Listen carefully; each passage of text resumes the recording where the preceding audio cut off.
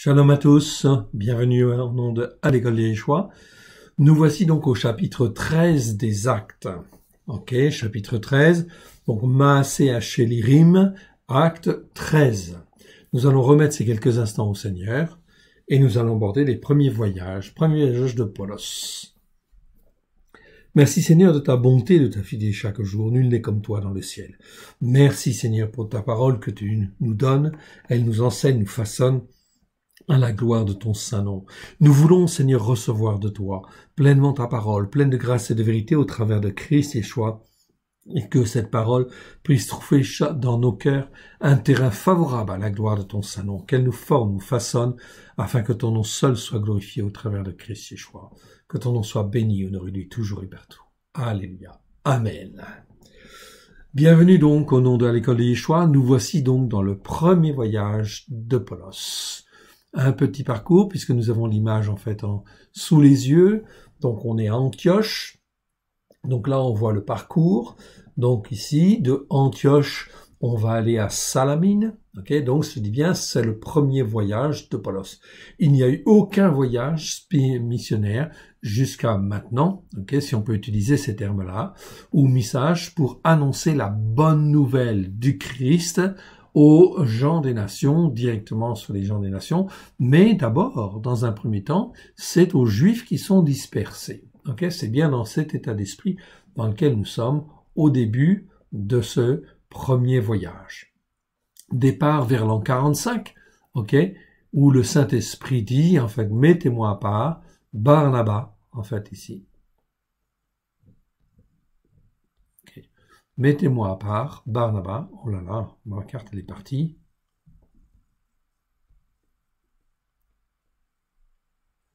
Voilà, bon ça bouge beaucoup.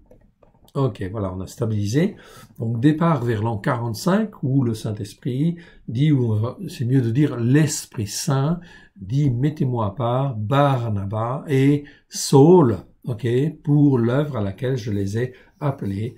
Actes chapitre 13 verset 2. Retour vers l'an 48. Donc de 45 à 48, 3 années, en fait, ici, pour faire ce parcours. On part de Antioche, on va à Salamine, sur l'île de Chypre, on va à Paphos, en fait, ensuite on monte à Pergue, en fait, ici, sur le continent, en Asie mineure. Ensuite, de Pergue, on va à Antioche, mais c'est pas le même Antioche. Ici, c'est Antioche de Pisidie. Ok, ici, c'est Antioche de Syrie. Ici, c'est Antioche de Pisidie, en fait, à gauche. Ensuite, on va à Icône. Ensuite, on va à Lystre. Ok. On va à Derbe qui n'est pas mentionné sur cette liste. Ok, sur cette carte, mais peu importe, c'est tout en bas. On remonte, en fait, à Lystre. On va à Icône. On revient à Antioche. De Antioche, on revient à Pergue. Et de Pergue, on va à Athalie. Et de Athalie, on revient, en fait, à Antioche. 3 ans. Ce parcours a duré 3 ans. 3 années. Vous l'avez en fait à l'écran, donc vous pourrez donc faire un arrêt sur image si vous le voulez. Ok, il n'y a pas de souci. Ici, acte 13, donc une petite remarque en fait ici très importante, c'est le premier voyage de Shaoul. Shaoul, ok, en hébreu, donc c'est Saoulos, celui qui était égaré, mais il n'est plus égaré maintenant, hein, ok. Donc nous sommes en 45 de l'ère chrétienne, donc 12 ans après, en fin de compte, la venue, la mort et la résurrection de notre Seigneur Yeshua. Et Barnabas, en fait ici Barnabas, mis à part par l'Esprit Saint de 45 à 48 de l'ère chrétienne. De la Brit Hadasha, seule l'épître de Yaakov est écrite en 45. Donc là, nous sommes au début. Donc, est-ce que Paulos a connaissance de cette épître? C'est même pas sûr. Peut-être que oui, peut-être que non. Toujours est-il que, comment dire, Paulos, Shaoul, de toute façon, ça ne pose aucun problème. L'assemblée d'Antioche, est en fait ici en relation avec l'assemblée de Jérusalem et il n'y a aucun problème d'interprétation au niveau des Écritures. On est bien sur la Torah, les prophètes et les psaumes, bien évidemment. Ok? Donc, en fait, Paulos ne va pas dire autre chose que ce que Yaakov dit. Yaakov, c'est le responsable. C'est le responsable de l'assemblée de Jérusalem et il va dire, en fin de compte, aussi certaines choses très, très importantes. Ok, Yaakov notamment, je vais aller dans Yaakov chapitre 2, par exemple. Ici, ok. Donc, voilà.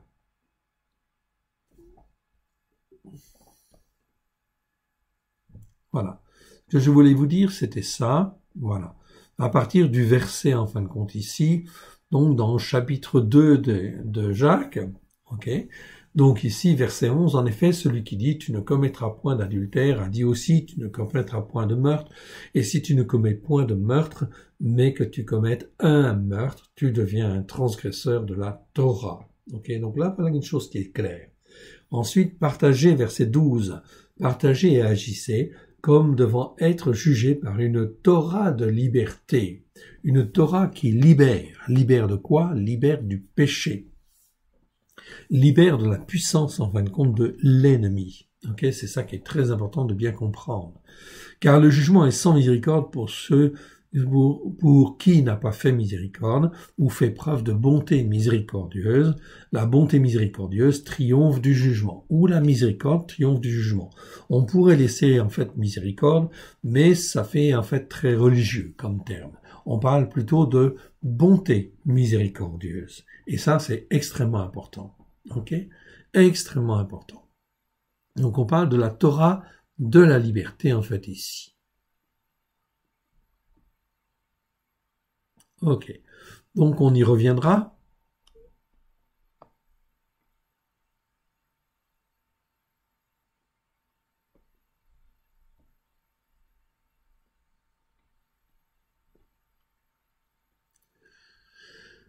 Ok, on reviendra à ces passages. Bien, revenons donc à notre acte, chapitre 13.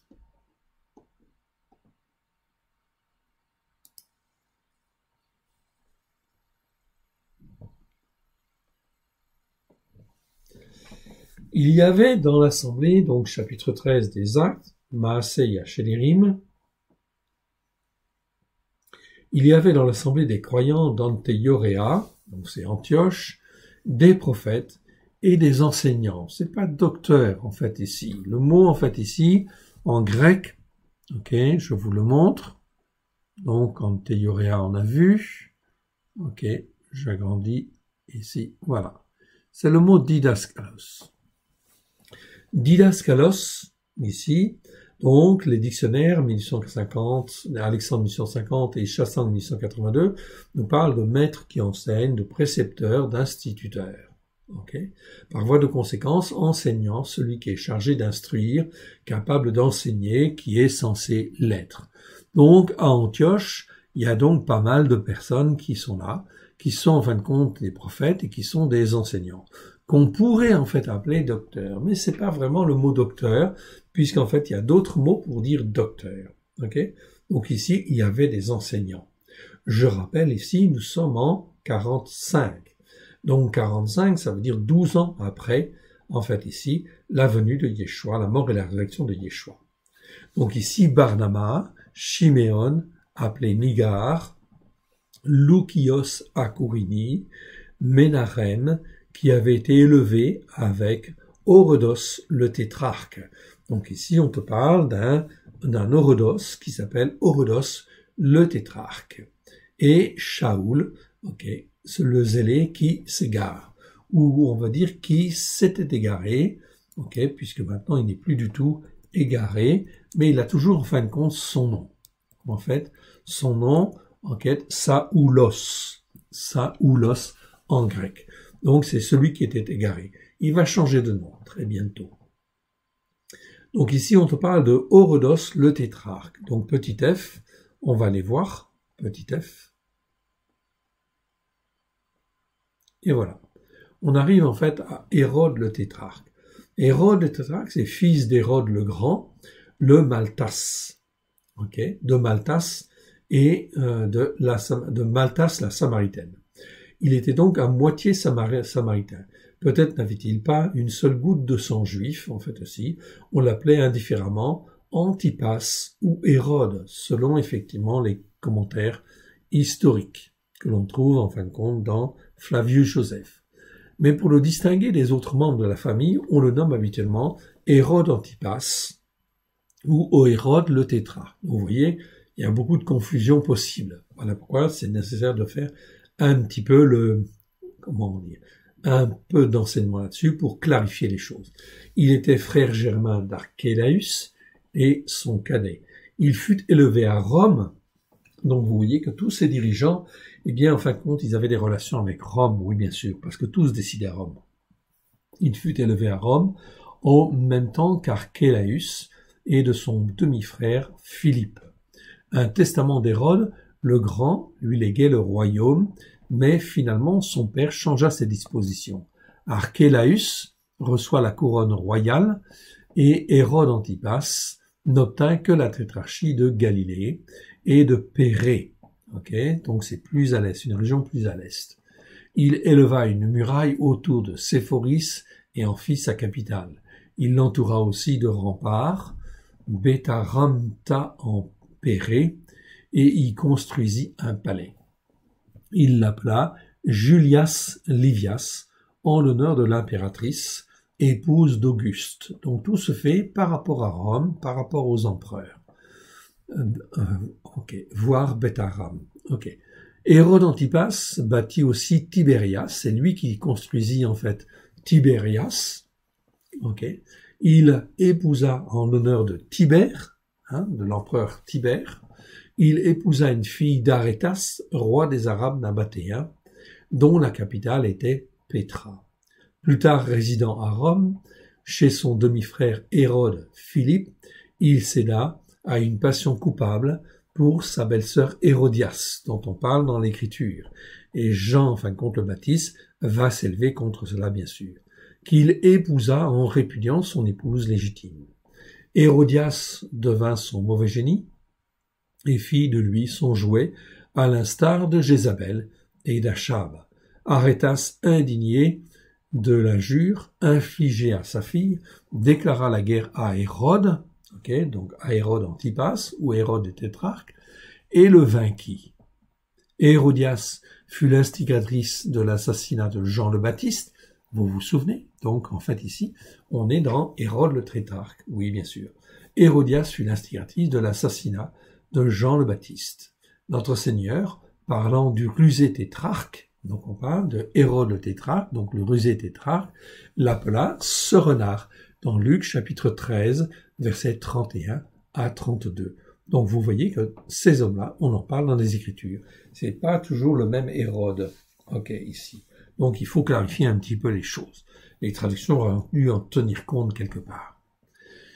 Ce dernier devait avoir une influence certaine sur ses partisans, puisque Jésus parle du levain d'Hérode. Donc Yeshua parle du levain d'Hérode. Ce serait même mieux de dire en fait ici Yeshua, en fait ici. On va donc corriger, en fait en réalité, parce qu'on n'aime pas trop le nom en fait de Jésus, puisque c'est le nom de Jésus, c'est le nom que les catholiques ont donné. Donc Yeshua, renommé de Yeshua, quand la renommée de Yeshua commença à s'étendre, Hérode, la conscience inquiète, craignit que Jean ne fût ressuscité. Donc dans Matthieu chapitre 14, versets 1 à 4. Donc là on parle de Hérode le tétrarque. Oui, bien sûr. Donc on parle de différents Hérodes et c'est nécessaire de clarifier un petit peu les choses. Donc un petit peu d'histoire, ça ne fait pas de mal, au contraire, pour clarifier les choses. Hérode étant à Jérusalem à l'époque de la crucifixion, Pilate lui envoya Jésus, Yeshua, donc Pilatos lui envoya en fin de compte Yeshua, donc là on va corriger aussi, Yeshua, Hérode pensa qu'il allait voir un miracle et fut déçu. Le même jour, Hérode et Pilate se réconcilièrent, mais c'est Hérode le tétrarque, d'accord? Donc là, on ne répète pas toujours, malheureusement, en fait ici, mais c'est le tétrarque, tétrarque, Hérode le tétrarque, et Pilate se réconcilièrent, alors qu'auparavant, ils étaient ennemis. C'est bien écrit dans Luc et dans les Actes. L'orgueilleuse Hérodias éprouva une vive jalousie à l'égard d'Agrippa, de Hérode Agrippa, qu'on a vu tout à l'heure, Hérode Agrippa Ier, si vous voulez, son propre frère, qui avait obtenu la couronne royale de la Judée.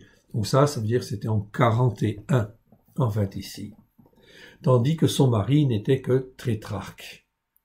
Elle persuada Hérode de se rendre à Rome pour y revendiquer la royauté. Mais Agrippa écrivit à l'empereur Caligula, donc Agrippa, oui, c'est Hérode Agrippa Ier. Ici, on peut mettre Hérode Agrippa Ier. Ok, ça nous aide à mieux comprendre. Ok, écrivit en fin de compte à l'empereur Caligula. Caligula, c'est l'empereur en fin de compte qui avait en fait donné le pouvoir à Hérode Agrippa Ier, accusant Hérode d'avoir conclu une alliance secrète avec les Parthes. Donc, accusant Hérode, mais Hérode le tétrarque, cette fois-ci. Ok. D'avoir conclu une alliance secrète avec les Parthes. Donc, Hérode le tétrarque. Pardon. Fut banni à Lyon, en Gaule, en 39 après Jésus-Christ. Ok, selon la guerre juive. Ok, donc c'est en fin de compte selon Flavius Joseph. Il est finalement mort en Espagne. Donc il s'est enfui, il était exilé en fait ici. Donc tout ça en fait on voit qu'on est dans ici la politique politicienne. Mais malgré cette politique politicienne qui existe, ok, les disciples ne s'occupent pas de ces questions-là. Ok, ils font leur travail sur les racines hébraïques de la foi. Ils ne s'occupent pas de la politique. Ok, mais en fait, ils ont quand même, il faut avoir un œil dessus, simplement pour savoir où on est et en fin de compte comment il faut se comporter en fait aussi quelque part. Mais en fait, on est dans des périodes de troubles, de conflits, de rivalité entre les chefs, etc. Ok, donc on va se retrouver dans des situations quasi équivalentes en fait aussi. Ok, voilà pourquoi c'est important d'être au courant. Ok. Donc, qui avait été élevé avec Orodos le tétrarque, et Shaoul. Donc Shaoul connaissait très bien Orodos le tétrarque, oui bien sûr. Pendant qu'il servait l'Éternel, ici, ok, c'est bien l'Éternel qu'il faut mettre ici, et qu'il jeûnait, l'Esprit Saint dit, mettez-moi à part Barnabas et Shaoul, pour l'œuvre à laquelle je les ai appelés. Alors, après avoir jeûné et prié, ils leur imposèrent les mains et les laissèrent partir. Donc on voit bien que c'est l'Esprit Saint qui dirige et qui envoie en mission, bien évidemment. Est-ce que, en fin de compte, Shaoul a dit « moi j'ai reçu et puis je dois aller » Non. Il, en fin de compte, prie et le Saint-Esprit inspire, en fait, ici, les uns et les autres, et en fait, et les prophètes, bien sûr, il dit « mettez-moi à part Barnabas et Shaoul pour l'œuvre à laquelle je les ai appelés. » Donc là, on est bien dans une mission prophétique, bien évidemment. Je rappelle le verset 1, ok, et le verset 2, ok, et 3, pour en fin de compte bien comprendre en fait le contexte de ce début, en fait ici, de ce premier voyage.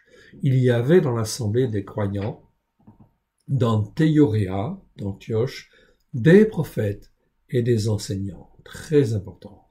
Barnabas, Shiméon appelé Nigar, Loukios à Kourini, Ménachem, qui avait été élevé avec Orodos le tétrarque, et Shaoul, pendant qu'ils servaient l'Éternel et qu'ils jeûnaient, l'Esprit Saint dit, « Mettez-moi à part Barnabas et Shaoul pour l'œuvre à laquelle je les ai appelés. » Alors, après avoir jeûné et prié, ils leur imposèrent les mains et les laissèrent partir. Très bien. Ok. Donc, on va continuer.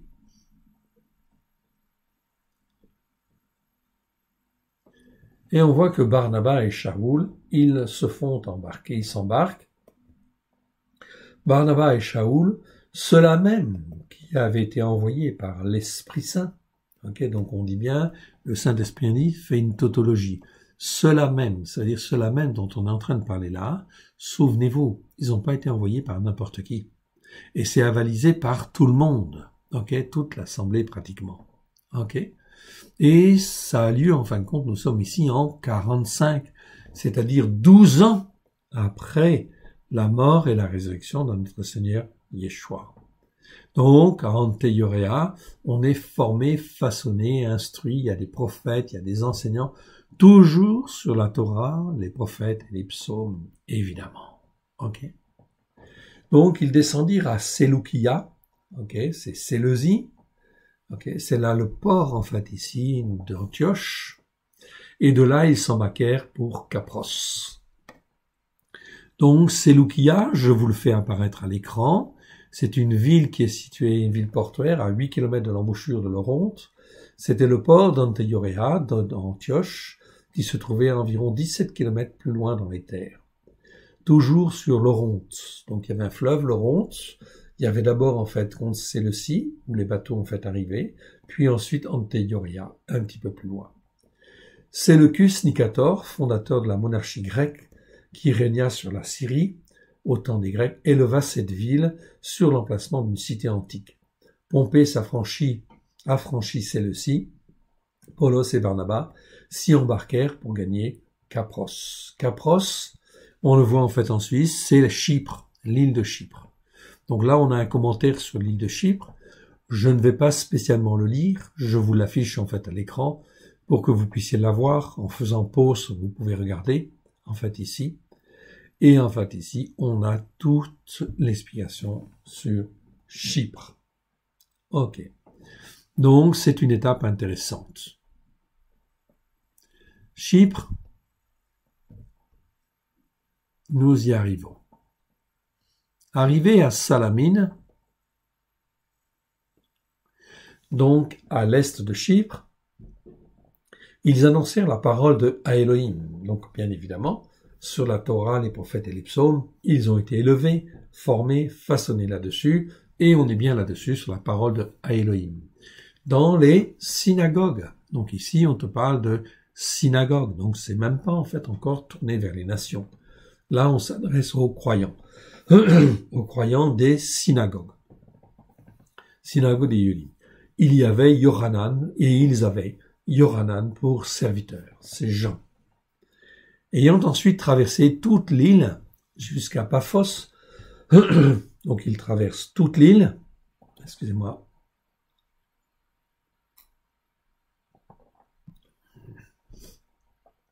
ils arrivent en fait à Paphos, où ils trouvèrent un certain magicien, faux prophète Yehudi, appelé Bar Yeshua. Bar Yeshua, ça veut dire fils de Jésus. Donc ils traversèrent toute l'île et tombent là sur un magicien, qui était avec le proconsul Sergius Paulus. Homme intelligent, nous dit l'Écriture.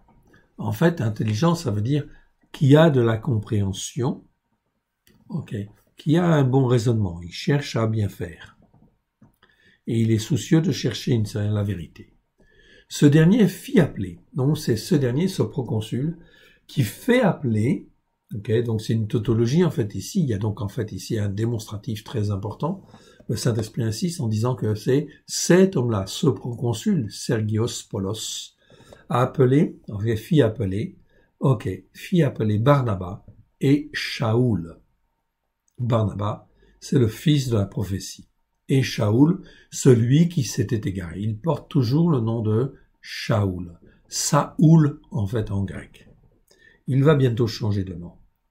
Et manifesta le désir d'entendre la parole de Elohim. Donc, quelle parole veut-il entendre?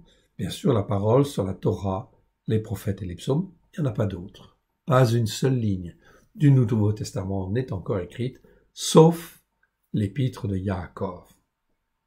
Mais Alima, c'est Alimas, le magicien. Ici, on te parle du magicien. Car c'est ce que signifie son nom, leur faisait opposition, cherchant à détourner de la foi le proconsul. Donc on voit une activité là, démoniaque, bien évidemment, qui apparaît. On va aller voir le mot magicien, en fait, bon déjà. Le mot magicien, c'est petit j, donc on va aller voir. Petit j, c'est magos.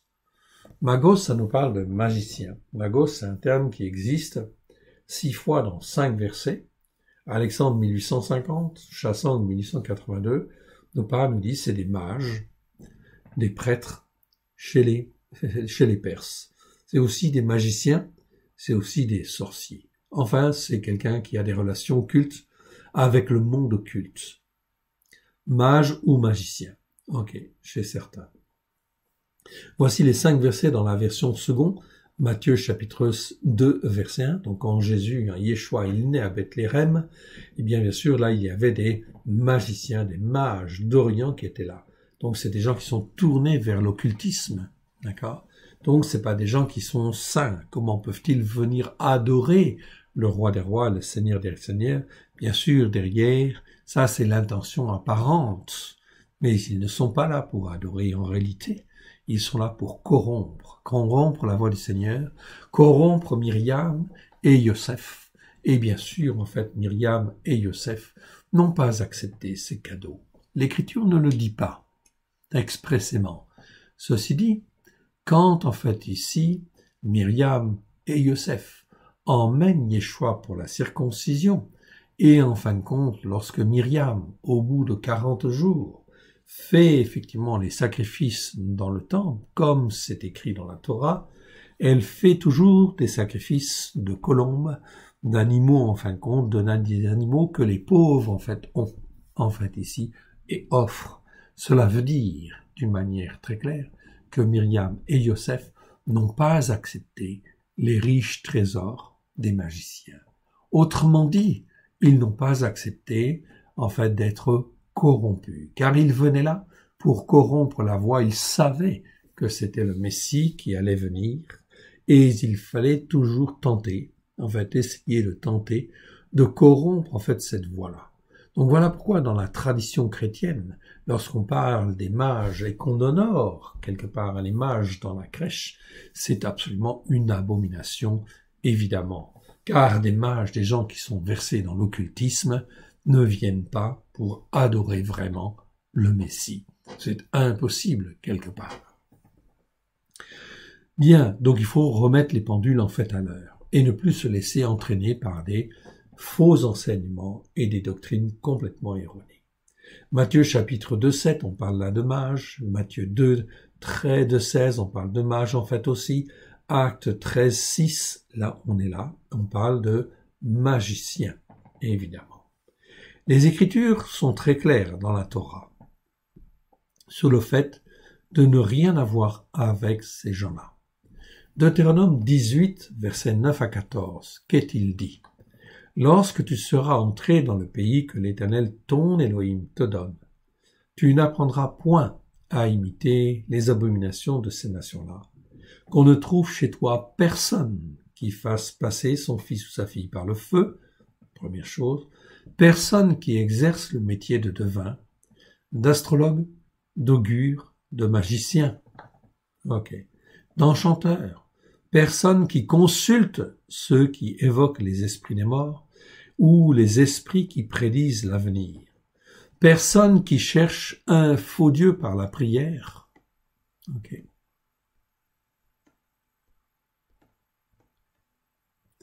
ou le culte des morts, car quiconque fait ces choses est en abomination à l'Éternel. C'est à cause de ces abominations que l'Éternel, ton Dieu, ton Elohim, va chasser ces nations devant toi, et tu seras sans défaut devant l'Éternel, ton Elohim. Car ces nations que tu chasseras écoutent les astrologues et les devins, mais à toi, l'Éternel, ton Elohim, ne le permet pas. Donc c'est clairement écrit dans la Torah. Et Yosef, ainsi que Myriam, étaient des hommes et des femmes justes, comme en fait Anne et Zeraria. Il est écrit que en fait ils étaient irréprochables en fait en regard de la Torah des prophètes. Or si Zacharia et en fait ici Zacharia, les parents de Jean le Baptiste, Zeraria et en fin de compte Élisheva, sa femme, étaient irréprochables en regard de la Torah des prophètes et des psaumes, vous pouvez imaginer et vous pouvez penser, bien évidemment, que le Père, que Yeshua, qui a enfin ici pour Père éducateur, Yosef, et en fin de compte pour mère, Myriam était également irréprochable en regard de la Torah, des prophètes et des psaumes. Il ne peut pas en être autrement. Voilà, donc c'est pour ça que, en fait, ici, ils n'ont pas accepté les cadeaux, en fait, ici, la corruption qui venait de ces mages-là, en fait, ici. On pense même que, en fait, ils sont venus pour corrompre, en fait, ici, Myriam, et en fin de compte, ici, Yosef, en leur disant, vous n'avez pas à vous occuper, pas même à travailler, on va vous donner de l'argent pour l'éducation, en fin de compte, du petit, etc. Mais non. Yosef et Myriam ont dit non. Voilà pourquoi, quand ils vont dans le temple, ils sont pauvres et ils font l'offrande du pauvre, oui, bien sûr. Et voilà pourquoi aussi, Yosef, en fin de compte, avait un travail. Et il était comme un charpentier. Il travaillait le bois. Est-ce qu'il était vraiment charpentier? En tout cas, il travaillait le bois, en fait, ici. Et toute sa vie, il a travaillé. C'était un honnête homme. C'était un homme de bien. En fait, Matthieu, nos traductions disent un homme de bien. Mais c'est faux. C'est pas ce que le texte grec dit. En fait, les textes grecs disent que, en fait, Yosef était un homme juste. Or, s'il est dit que Yosef est un homme juste, cela veut dire qu'il respectait la Torah, les prophètes et les psaumes. C'est donc très important de bien comprendre cela, parce que cela nous apprend à ne pas rien avoir à faire avec les magiciens ou les gens qui sont dans la relation occulte. Quelque part. Ce magicien était là pour détourner la foi du proconsul qui avait envie de chercher, de ce responsable romain qui avait envie d'entendre la parole. Alors, Shaoul, là il porte toujours le nom en grec de Saoulos, Saoulos, vous le voyez là, c'est-à-dire que le zélé qui s'était égaré, on peut lui donner ce surnom, mais il n'est plus du tout égaré maintenant, on est bien d'accord. Mais là, il va commencer à changer en fait son nom. Alors, Shaoul, appelé aussi Polos, c'est la première fois où l'on voit le mot Polos, en fait, ici. Donc, il ne s'appellera plus Shaoul, il s'appellera Polos. Il est rempli de l'Esprit Saint. Il fixa les regards sur lui, sur Anima, et il dit, « Oh, plein de toute espèce de paroles trompeuses et superficielles. » Parole trompeuse, c'est en fait ici de tromperie qui vise à amorcer une tromperie. C'est plus que ruse ou fraude. On aurait pu dire « oh homme plein de ruse », d'accord, mais il n'y a pas le mot « homme » ici. C'est simplement en fin de compte ici une interpellation en fait en disant « oh, toi qui es plein de toute espèce de paroles trompeuses qui visent à tromper, et en fait ici superficielles qui ne mènent à rien en réalité. » Et Paulos dit, fils du diable, en fait, ici, carrément. Ennemi de toute justice. Donc, vous voyez comment Shaoul, Paulos, juge, en fait, ici, ce qui se passe en ce moment-là. En fin de compte, il y va, et il n'y va pas de main morte.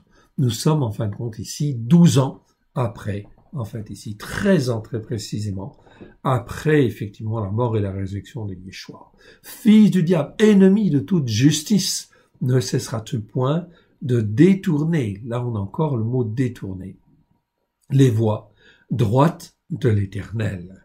Donc, Paulos et Barnabas essaient d'enseigner ce proconsul, et en fin de compte, c'est détourné, les paroles sont détournées par cette Élima. Les voies droites de l'Éternel. Maintenant, voici la main de l'Éternel. Donc ici, Paulos agit d'une manière très claire, très ferme. Maintenant, voici la main de l'Éternel est sur toi. Tu seras aveugle pour un temps. Tu ne verras pas le soleil. Aussitôt l'obscurité et l'Éternel tombèrent sur lui, et il cherchait en tâtonnant des personnes pour le guider. Alors le proconsul, voyant ce qui était arrivé, crut, et étant frappé par la doctrine du Seigneur, donc ici c'est bien la doctrine d'Idaké, en fait ici, du Seigneur. En fait, ici, on aurait même pu dire de l'Éternel, en fait aussi, quelque part. Ok, mais laissons Seigneur. Paulos et ses compagnons, s'étant embarqués à Paphos, se rendirent à Pergui, en Pampouléa. Yohanan se sépara d'eux et retourna à Jérusalem. Donc, Yohanan, c'est en fin de compte aussi quelque part Marc, en fait ici, et qui s'appellera Marc par la suite. Eh bien, en fin de compte, il les quitte en fait ici. On ne connaît pas vraiment les raisons, mais il y a eu en fin de compte ici, comment dire, un accrochage ou une manière de voir un petit peu différente. Donc, ce qui fait que Yohanan les a abandonnés. Paulos va en garder un petit peu rancune, ok, enfin, rancune. Il va regarder ce souvenir de ces faits-là pour ne pas le prendre en fait plus tard, lors du deuxième voyage. Donc, Yohanan se sépara d'eux et retourna à Jérusalem. Ok, donc à Jérusalem. On va donc continuer, nous sommes arrivés au verset 13 et on va aller maintenant au verset 14. Au verset 14. Donc ils arrivent à Derbe, puis en fin de compte ils vont à Pergui. Ok, non pas à Derbe, je me suis trompé. Revenons. Voilà, ils arrivent en fin de compte, et s'étant embarqués à Paphos, ils se rendirent à Pergui. Voilà, Pergui, pas Derbe, Pergui, en Pampouléa. Ok, donc les noms sont en hébreu, je ne vais pas étudier les noms hébreux, mais c'est très important ces noms hébreux. Ok, je vous donnerai un exemple tout à l'heure. Ok, donc tous les noms sont en hébreu parce que la signification en hébreu a une, comment dire, le mot en hébreu a une signification très intéressante. Ok, mais c'est pas l'objet en fait ici de cet enseignement. Ok, on continue. Proclamation publique à Antiochia, Antioche de Pisidia. De Pergui, ils poursuivirent leur route et arrivèrent à Antiochia de Pisidia. Antiochia de Pisidia, Antioche de Pisidie. Très bien, en français. Encore une fois, les mots sont en hébreu, mais on les a écrits en fait en français en fait à côté. Étant entrés dans la synagogue le jour du Shabbat, ils s'assirent. Donc on voit ici que dans ce voyage, eh bien tout se fait dans le sens de l'enseignement des Juifs ou des gens des nations qui sont dans les synagogues. Donc la pratique est une pratique juive, essentiellement juive, exclusivement juive. Tout le monde fait le Shabbat, tout le monde fait les fêtes de l'Éternel, bien évidemment. Ok. Après la lecture de la Torah, ok, verset 15, et des prophètes, le chef de la synagogue leur envoyèrent dire, hommes frères, si vous avez quelque exhortation, quelques paroles d'exhortation pour le peuple, parlez. Donc c'était toujours le chef de la synagogue qui, en fin de compte, décidait de faire intervenir un tel ou tel autre, et il était responsable des brebis, en fin de compte, qu'il avait sous ses ordres. Enfin, sous ses ordres, il devait s'occuper d'eux, évidemment. Paulos se leva, et ayant fait signe de la main, il dit.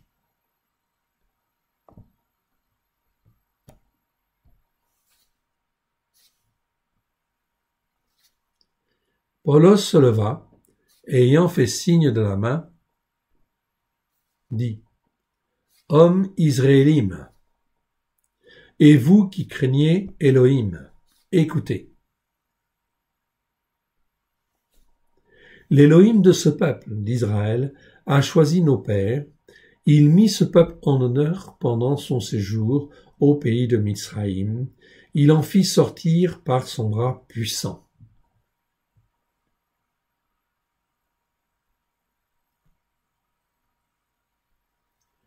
Il les nourrit près de 40 ans dans le désert, et ayant détruit 7 nations, au pays de Canaan, il leur en accorda le territoire comme propriété. Et après cela, pendant 450 ans environ, il leur donna des shoftim, c'est-à-dire des juges, jusqu'au prophète Shemuel. Ils demandèrent alors un roi, et Elohim leur donna, pendant 40 ans, Shaoul, fils de Kish, de la tribu de Binyamin. Puis, l'ayant rejeté, il leur suscita le roi David, auquel il rendit ce témoignage. J'ai trouvé David, fils d'Ishaï, homme selon mon cœur, qui accomplit toutes mes volontés. C'est de la postérité de David que Elohim, pour l'accomplissement de sa promesse, a suscité à Israël un sauveur qui est Yeshua. Avant sa venue, Yohanan avait annoncé d'avance le baptême de repentance à tout le peuple d'Israël.